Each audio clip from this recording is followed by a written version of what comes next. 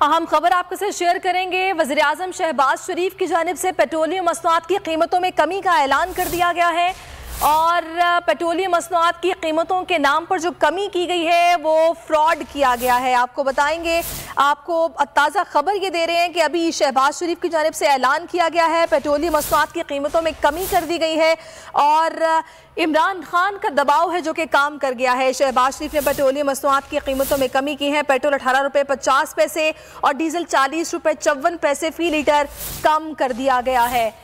हुकूमत आलमी मार्केट में कमी के समरात अवाम तक मुंतकिल करने में नाकाम हो गई है और मामूली सी कमी की गई है। पेट्रोल की कीमत 100 रुपये बढ़ाकर सिर्फ 18 रुपये कम कर दी गई है।